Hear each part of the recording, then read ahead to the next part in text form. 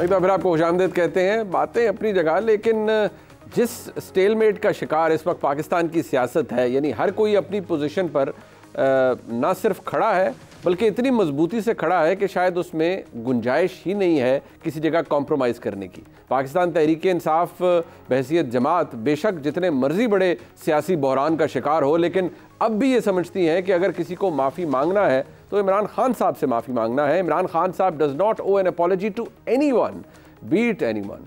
अगर देखा जाए तो ये भी एक ऐसा रवैया है जिससे एक्सट्रीमिस्ट रवैया कहा जा सकता है, यानी एक एब्सोल्यूटिस्ट अप्रोच है। ये कहना कि वाकई कि नहीं जी हमने गलती की नहीं है सिरे से, किसी और ने की है और उसको चाहिए माफ़ी मांगे।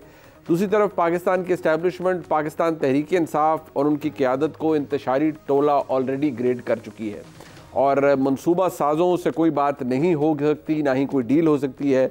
ये जनाब जनरल आसिम मुनीर साहब जो कि पाकिस्तान के आर्मी चीफ़ हैं वो भी फरमा चुके हैं। तो मामला जाएगा कहाँ, इस पर बात कर लेते हैं। हमारे साथ मौजूद है पाकिस्तान के नामवर सहाफ़ी जनाब इफ्तिखार अहमद साहब। इफ्तिखार साहब आपका बहुत शुक्रिया। और पाकिस्तान की सहाफ़त का एक और बहुत बड़ा नाम सना बुच्चा साहिबा हमें ज्वाइन कर रही हैं, बहुत शुक्रिया सना साहिबा आपका भी। इफ्तिखार साहब, जहाँ हम आज इस वक्त मौजूद हैं, ये कोई आपको रास्ता नज़र आ रहा है कि मामला जाएगा कहाँ? मतलब इतनी जहाँ सख्त पोजीशन ले ली गई हो। बेहतरीन की सूरत हाल पैदा होगी, आप बेफिक्र रहें। हालात आइन कानून के ताबे चलेंगे और ये जो शोर शराबा है ये ख़त्म हो जाएगा। इफ्तिखार साहब, जब आप कहते हैं ये आइन और कानून के ताबे तो यकीनी तौर पर चलेंगे, लेकिन ये भी तो फैक्ट है ना कि एक बहुत बड़ी जमात चले, उसके लीडर पाबंद सलासिल हैं, लेकिन ये सियासी जो लोग बसीरत रखते हैं, आप उनसे बखूबी वाकिफ़ हैं, वो ये समझते हैं कि ये मामलात आगे जा नहीं सकते अगर मुल्क के अंदर सियासी हम आहंगी ना हो, पॉलिटिकल इंस्टेबिलिटी कम ना हो, ये खींचातानी वाले मामलात ज़रा कम ना हो, एक बड़ी सियासी जमात का इस्टेब्लिशमेंट के ख़िलाफ़ खड़े होना and like wise versa establishment का किसी बड़ी सियासी जमात के ख़िलाफ़ हो जाना, जब तक इन चीज़ों में ज़रा कमी ना आ जाए तो इंस्टेबिलिटी कम नहीं होगी। जब तक इंस्टेबिलिटी कम नहीं होगी तो आपकी मईशत दुरुस्त नहीं चलेगी। क्या आपको ये होता हुआ नज़र आ रहा है? अफसोस की बात है कि ये दोनों फरीक जिनका आप तस्करा कर रहे हैं, ये ख़ुद इन्होंने ये सूरत हाल अपने लिए पैदा की है। किसने इस्टेब्लिशमेंट को कहा था कि इस किस्म की सियासी पार्टी को जन्म दे दूसरी सियासी पार्टियों के ख़िलाफ़? अगर उसने जन्म दिया तो अब भुगते। और जो जिसको आप दूसरी सियासी पार्टी कह रहे हैं वो एक फ़र्द की ईगो की पार्टी है। अगर वो फ़र्द है तो उसकी पार्टी है, अगर वो फ़र्द नहीं है तो पार्टी नहीं है, उसके पास कोई लॉजिक नहीं है। जो कुछ भी वो जेल की कोठरी से बैठा हुआ बाहर पैगाम दे रहा है, क्या वो जमहूरी है, क्या वो आइनी है, क्या वो कानूनी है, क्या वो हकीकत में पाकिस्तान के अंदर एक ऐसा निज़ाम लाना चाहता है जिसमें लोगों को फ़ायदा पहुँचे? क्या वो उसके लिए तैयार है कि पाकिस्तान की इक़्तिसादी सूरत हाल बेहतर हो? क्या वो इसके लिए किरदार अदा करने को तैयार है? क्या वो अपनी अना को इस पर कुर्बान करने को तैयार है? ये तो फैसला मसला और है। ना आप जिम्मेदार हैं ना मैं जिम्मेदार हूँ। एस्टेब्लिशमेंट जाने और वो जाने। ठीक। अब सना बुच्चा साहबा, वो ये इफ्तिखार साहब की बात अब बेशक तल्ख हो, लेकिन फैक्ट तो ये है कि इमरान खान साहब खुद भी कहते रहे कि हुकूमत आई तो चले जिस तरह चली, जिस तरह वो भी पता है इंटेलिजेंस एजेंसीज़ की मदद से और इस्टेब्लिशमेंट उस वक्त की इस्टेब्लिशमेंट का क्या किरदार है। ये बातें अपनी जगह पर, having said all this, but the fact remains कि क्या ये वाकई is it only a battle of egos जिसकी वजह से ये लड़ाई हम आज देख रहे हैं इस वक्त? और अगर इसको हम ऐसे ही छोड़ दें द वे इट इज़ कि जिस तरह इफ्तिखार साहब ने पहले फरमाया कि मामला आइन और कानून के मुताबिक चलेगा, मुल्क चल रहा है, सियासत भी चलेगी, सब कुछ ऐसे ही चलेगा, तो फिर भी ठीक है, जो है वैसे ही रहे। अगर पोलराइजेशन है तो वो भी वैसे ही रहे, खींचातानी है तो वो भी वैसे ही रहे, पॉलिटिकल इंस्टेबिलिटी है तो वो भी ऐसे ही रहे। क्या आपको लगता है वाकई ऐसे हम थोड़ा वो कहते हैं ना मूव फॉरवर्ड अप्रोच ये हो सकती है? देखिए, मेरा ख्याल है जिसने भी इमरान खान साहब की पार्टी को जन्म दिया और जहाँ तक हमारे हालात हमें ले आए हैं, ये कहना कि वो जाने और वो भुगते इज़ नॉट इनफ, क्योंकि इस मुल्क में भुगतती सिर्फ अवाम है, हम भुगतते हैं। वो नहीं भुगतते जो साल हर साल समझौते करके कभी आगे कभी पीछे अपनी हुकूमतें लेते हैं, देते हैं, बांटते हैं, बंदर बांट होती है। आप कितने ही समझौतों पे, कितने ही मामलात तय होने पे, कितने ही कानूनी नुकात हट जाने पे, कितने ही आइनी तशरीहात तब्दील कर लेने पे, अगर इसको आइन और कानून पर चलना कहते हैं तो मैं तो ऐसे नहीं चलना चाहती। मैं तो नहीं चाहती मेरा मुल्क ऐसे चले। और जिस स्टेलमेट पोजीशन में अब हम हैं, आई थिंक ना ये सिर्फ ये हुकूमत के लिए मसला है, इस मुल्क का मसला है, अवाम का मसला है। बिकॉज 9 मई अब एक फौजी सानेहा नहीं है, वो एक मुल्की सानेहा है। लेकिन हैविंग सेड दैट, हमने 71 की जंग भी देखी है and it's a sensitive point for everyone involve. तो क्या हम कहेंगे कि हमने उससे कुछ नहीं सीखा? हाँ, हमने उससे कुछ नहीं सीखा। हमने ये नहीं सीखा खान साहब की हुकूमत में, जिनको वो जिनके वो कहते थे निक्का और निक्के का अब्बा, तो निक्के और निक्के के अब्बे को हमने उनके ये दरवाजे वाह किए, हमने उनको अंदर एंट्री के लिए बुलाया, हमने उनके साथ डीलिंग की, इसीलिए अब एक हुकूमत वापस आ गई है और दूसरी हुकूमत चली गई है। तो अगर तो मामलात आइन और कानून ने तय करने हैं तो माजरत के साथ वो इस बात की नफी करते हैं कि ये जो आप देखिए ना मुनी, मैं बड़ी सिंपलिस्टिक बात करती हूँ। एक रिवायत रही है इस मुल्क में कि हमारी इस मुल्क में सबसे बड़ा, सबसे मुनज़्ज़म, सबसे ज्यादा डराने वाला, सबसे ज्यादा धमकाने वाला और सबसे ज्यादा जिससे सबको डरना चाहिए वो एस्टैब्लिशमेंट है। इसमें कोई दो राय नहीं हो सकती। और हमने नहीं बनाया एस्टैब्लिशमेंट को ऐसे, ये हमारे सियासतदानों ने बनाया है, उनके बार बार उनके पैरों पे पड़ने ने बनाया है, उनके मफादात ने बनाया है। इसलिए ये मामला जो है पीटीआई के साथ, इसको हल होना पड़ेगा, किसी समझौते पर आना पड़ेगा।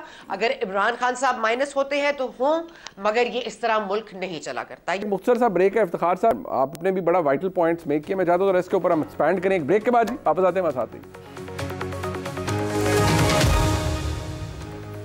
इफ्तिखार साहब, मसला ये है कि इस वक्त कोई अपनी पोजीशन, जैसे तो हमने पहले भी कहा ना, कोई अपनी पोजीशन से हटने के लिए तैयार नहीं। आपने कहा ये किसी एक शख्स की ईगो की वजह से, इमरान खान साहब की वजह से हो रहा है, बट मसला ये है सर कि ये जितनी जमातें हैं इनको भी बेशक मीडिया पर सारे ना बोलें, लेकिन कुछ लोग तो बोलते भी हैं कि अगर आपने इस मुल्क को इस सियासी जमूत से बाहर निकालना है तो गुफ्तगू करनी पड़ेगी, सियासी जमात को सियासी जमात से करनी पड़ेगी। इमरान खान साहब का मसला ये है, वो किसी सियासी जमात से बात नहीं करना चाहते, वो एस्टैब्लिशमेंट से करना चाहते हैं, एस्टैब्लिशमेंट उनसे बात नहीं करना चाहती। वाहिद रास्ता आपके पास, आपके नज़दीक तहरीक इंसाफ के पास क्या है? पार्लियामान के अंदर कुछ जो सीनियर मुल्क के सहाफ़ी हैं आपकी तरह, वो कह रहे हैं कि पार्लियामान ही एक फोरम है जहां से कोई रास्ता निकल सकता है। डू यू एग्री कि सर निकल सकता है? 100% एक ही रास्ता है पार्लियामान का। जब मैंने आइन और कानून की बात की तो यही मैं कहना चाह रहा था। पार्लियामेंट ने है, वहाँ पे डिबेट करें, वहाँ पे अपने जो गुजारिशात हैं पेश करें, वहाँ पे जो अपने मामलात हैं उसको सामने रखें और वहाँ से डायलॉग को जन्म दें। देखें, स्पीकर असेंबली ने एक बहुत अच्छा काम किया। जब भी कमेटियों का मसला चल रहा था तो उसने कितनी खूबसूरत तरीके से वो सारे मामले को रिजॉल्व करने की कोशिश की, कर भी लिया। अब सवाल है कि पार्लियामेंट है तो बात तो पार्लियामेंट में होगी। पार्लियामेंट से जो बाहर दोस्त बैठे हैं वो लीडर तो हो सकते हैं। और इससे पहले भी एक आदमी पार्लियामेंट से बाहर बैठा था लेकिन अपनी पार्टी को लीड कर रहा था।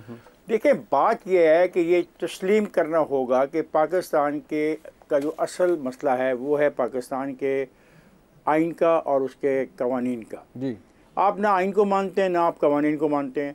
9 मई का वाक़या मुझे बहुत, जो भी उसके हामी हैं मुझे बताएं, 9 मई का वाक़या मेरी 70 साल तारीख में कब हुआ, कहाँ हुआ और कैसे हुआ और किसने किया। सही बात। ऐसा तो ना करें ना कि क्योंकि अगर उसके पास ताकत है, उसके पास लाख सवा लाख लोग हैं, तो फिर उसमें और तहरीक तलिबान पाकिस्तान में क्या फ़र्क रह जाता है? क्योंकि तहरीक तलिबान पाकिस्तान के पास अच्छा हथियार था, अच्छे लोग थे, वो मारधाड़ करते हुए सवार तक आ गए। तो क्या ये ठीक है? क्या is it a right way to move? My answer is no.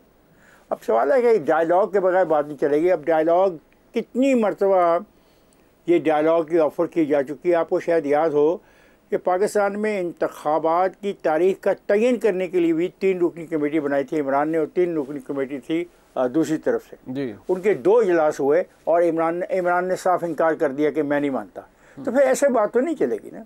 Towards the end सना बुच्चा साहब, मसला ये है कि आपको याद है उस वक्त भी निसार अली खान साहब और जनाब शहबाज शरीफ साहब, इनके हवाले से होता है कि कियानी साहब से मुलाकात होती थी जी, जब वो आर्मी चीफ थे, रात के अंधेरे में गए जी, मुलाकात हो गई, सब कुछ हो गया, memo gate and all that. So इन्होंने जिन जमातों ने लिखा उन्होंने भी अपने साथ किया। बाद में ऑब्वियसली एक इमरान खान साहब का हुआ, 2011 की स्पाइक, लाहौर का वो 30 नवंबर का या 30 अक्टूबर का वो जलसा था, और फिर बहुत कुछ हुआ, obviously the rest as this is history.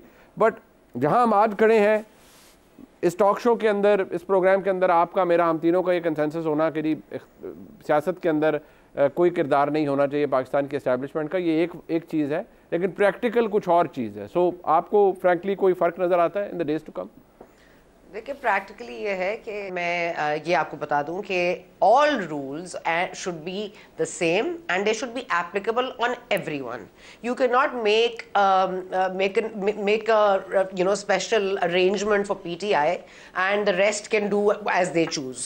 So this has to stop. This doesn't stop with the establishment's interference. It also has to stop क्योंकि आप देखिए चीफ बदलता है, हमारी दिफाई चीज़ें बदलती हैं, हमारी तरजीहात बदलती हैं, हमारी फॉरेन पॉलिसी बदलती है, हमारी किसी के लिए पसंदीदगी बदलती है। तो हमने कब से अपनी पसंद उन पर मुसल्लत की है, उन्होंने अपनी पसंद हम पर मुसल्लत की है और हमने जी हुजूर किया है। तो इसलिए अगर आप आज कहते हैं कि खान साहब खड़े हो गए हैं और सिविलियन सुप्रीमेसी की अब बुलंद बांग आवाज में उसको बुला रहे हैं, तो माजरत के साथ ये बाकी लोग क्या कह रहे हैं? बाकी लोग किसके सहारे बैठे हुए हैं? बाकी लोगों ने जमहूरियत का पास रखा है, बाकी लोगों ने आईनी काम किया। मुझे बता दें कौन सा आईनी काम है, कौन किसको वजारतें दे रहे हैं, कौन किसको कितने पैसे बना के एक स्कैंडल में दे गया है, कितने किसानों का नुकसान किया है। मतलब मैं बता रही हूँ ये किस लिए किया है, ये इनको कोई कहता है कि करें?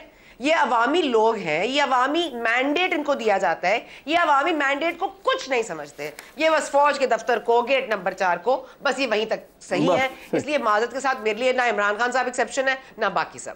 बिल्कुल ठीक है, प्रोग्राम का वक्त खत्म हो गया। मैं